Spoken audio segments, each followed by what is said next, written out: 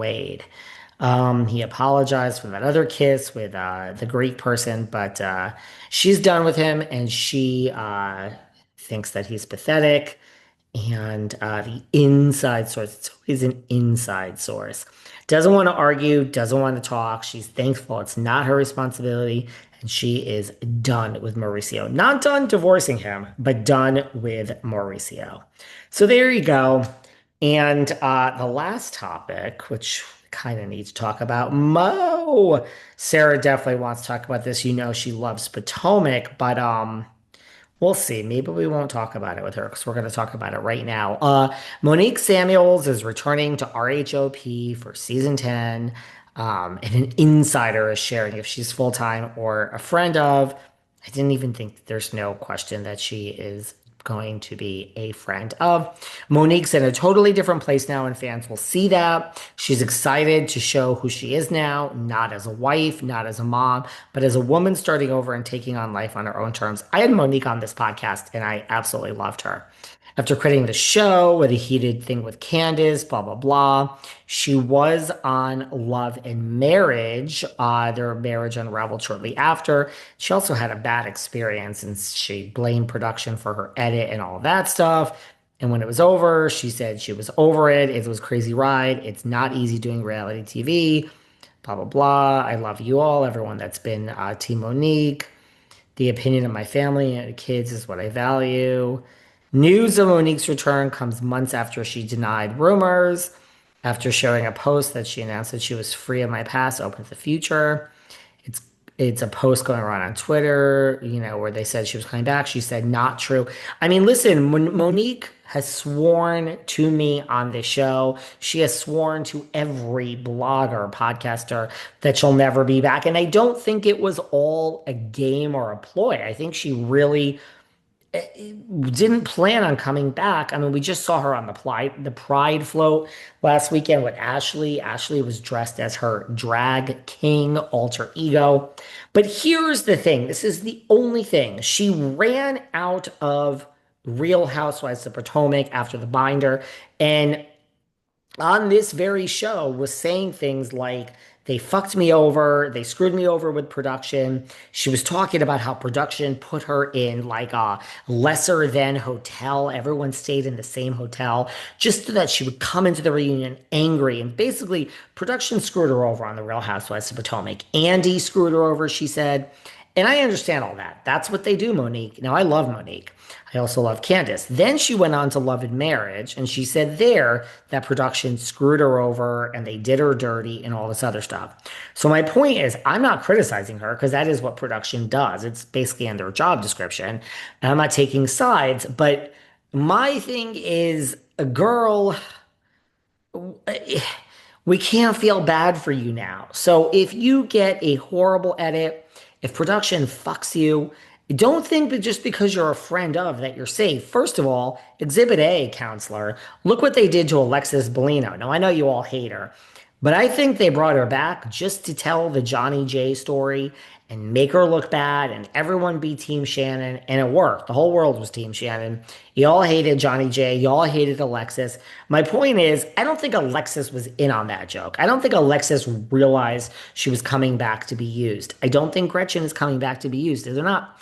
They can't do it twice. Also, they're out of past people from RHOC. There is nobody left from the RHOC past that they could bring back. And when I say bring back, I mean, A, they have to want to come, and B, they have to be on brand. Megan King Edmonds is not on brand. She doesn't even live there. So I think Gretchen is here to stay, actually, for a while. But they did Alexis dirty as a friend of. There's another woman that they did dirty. Does anyone know who Kathy Hilton is? Now, I'm not saying she didn't do all this stuff in the Sprinter van, just like Lisa Rinna says, because I believe it. And I don't think Rinna lies, and I don't think Erica lies. I know Erica's the biggest liar of all because of what did she know and the 25 million and blah, blah, blah, blah. But I believe it happened. So it doesn't really matter. Still love Kathy Hilton, and here we are. But they did Kathy Hilton dirty. Now, she got out of it because, she's Kathy Hilton and she's powerful. And she, said, Lisa, you are the biggest bully in Hollywood, and everyone knows it. I'm sorry. When we go into like reunion, like the best reunion moments, we got to start putting that one on there because that was epic. Lisa, you are the biggest. I'm going to show up late as Kathy Hilton. I'm not going to be aware of anything, but when it's my time, Paris and Nikki have coached me, and so has my amazing PR team. And well, Erica's PR is going to drop her the next day because they're keeping Nikki, and Lisa Rinna's PR is going to drop her the next day because they're keeping Paris. Hi, Joel Fritzo. Hi, Jack. But you're the biggest bully in Hollywood, Lisa, and everybody knows it. Great line. But they did Kathy Hilton dirty in the edit. So my point is, Monique Darling, if they could do friend of Alexis dirty, who cares? But if they can do Kathy Hilton dirty and mix her into that mix, girl, you are not safe. So I just hope Monique knows what she's getting into. And honestly, this time, Monique, we can't defend you. It's like three times, and come on, girl. You know how this works. It's reality TV.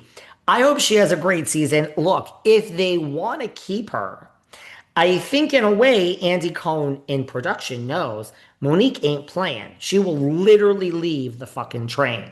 So if they like her and they want to keep her, they're gonna have to give her a good edit. And I think just like with Gretchen, because everyone hates Tamra. I mean, she is the fucking rat. She's just slowing down. She's gaining weight. Shh. That's goodies. Tamra. They're going to want to keep Gretchen. I think she's going to get a good edit. And I think they're going to give Monique a good edit because she's not in control. This ain't like teaching Teresa a lesson. God, we almost got through a whole episode without mentioning that fucking animal across the river and Junior G. You know my friend Junior G? Hey, guys, here's a little word of advice. If you see Junior G in a dark alley, run! But anyway, I think they're going to do Monique good. They're not afraid of her. But I think if she's blending, they're going to want to keep her. So I'm more interested to see what happens between Monique and Gizelle. I mean, didn't Gizelle need bodyguards on the damn stage? The last time we saw her with Monique, didn't she bring a bodyguard to the reunion? So here we are. They're all on the Pride float down there in DC for World Pride last week, last weekend, I think it was. And I don't really think Monique was next to Gizelle, but they were in pretty close proximity. So I guess all of a sudden Giselle isn't afraid. Interesting question, right? There you go. Monique is back. PK is making out hardcore, and Tamra is accused. I forgot my words there. Tamra is accused of cheating on Eddie by Gretchen, and I really hope this is a thing, not just a one-liner that we use for a production. Mwah. It's Saturday. It's Patreon. You guys are my favorite people. You're the people I actually respond to on Patreon. Hope you had a great weekend. Do something fun tomorrow. What the hell show? Oh, we have a fun